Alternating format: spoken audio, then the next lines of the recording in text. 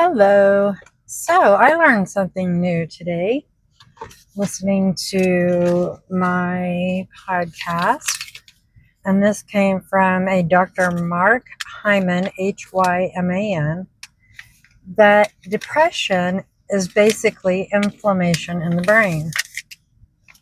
Wow, how eye-opening that is to think about. If you've ever went through depression, it definitely alters the way that your brain acts, reacts, what it tells each person. If there's ever anything derogatory or negative in your life, trauma, anything like that, and you're going through depression, it's real. I know some people don't deal with depression, and that's fabulous, or don't understand it because they've never dealt with it. Again, you're lucky. Count yourself as the lucky one. Right now, my depression is good. On Friday, my therapist and we did a lot of these tests and stuff to see where I'm at. My anxiety is still up there. And I do agree with that. I don't feel depressed. I don't feel like there's no use doing certain things or no reason or worthless. But the anxiety. So on Saturday, my daughter and a guy that we take care of and myself went to PetSmart to get our dog Sadie some treats. And because we were going to the pool right after, I had only taken one card. Well, Sadie's got my heart, and I ended up picking out a lot more treats than what I thought. So I didn't have my purse with me to have everything. I just had this one card, and I thought it had plenty on it for what I needed. Well, it didn't. So I had to call my husband to ask him to send me more money. Well, he's got a PayPal business card, and mine's a PayPal regular, just everyday personal use. And he was trying to ask me how to send it. I don't know. You have an iPhone. I have an Android. You have a business PayPal. I have a regular PayPal. So my anxiety went through the roof. Was I mad at my husband? No. Was he mad at me? No. He was willing to send money. He was just asking how. How do I go about this in this way? And I'm in line, which I had cash on me too, so I had plenty to pay with it, but I had to go do some other things after that. But there was no reason for me to snap and get to the point that I did. So it's something I guess I will definitely be working on this week, and how to not snap. So Mel Robbins, that I listened to her podcast, she talks about how she came from a family that when life got messy, they erupted. That was their response. And that's what I came from.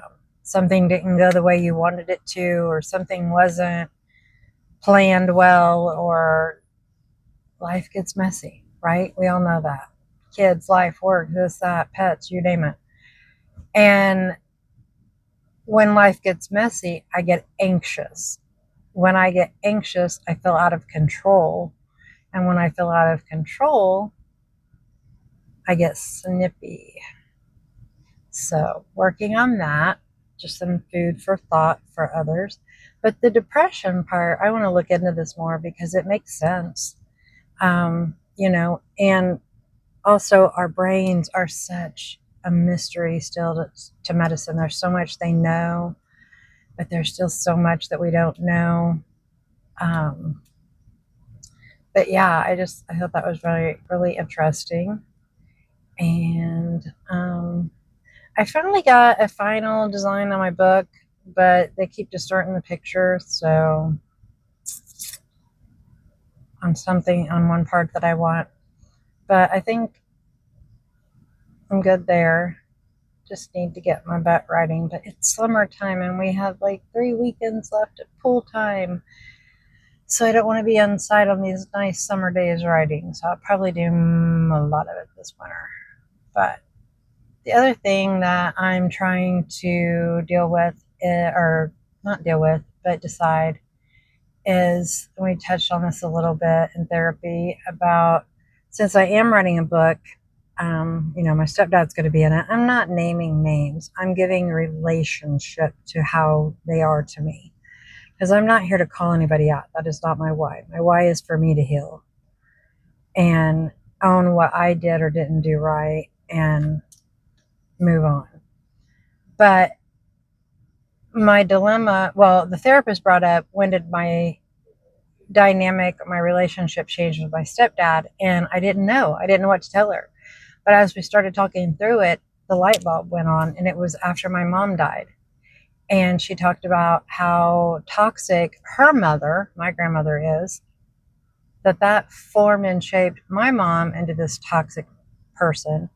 My mom never beat me or abused me, but the things she said and the way she treated me before she married my stepdad, she was living life like she was a 20, 30-year-old single woman with no child, out at the bars, out drinking, different men all the time, leaving me here, there, and yonder. Sometimes we didn't even know the people and I was left there. But most of the time it was with family or very good friends, but or friends as older kids would babysit me because they could all go out together then.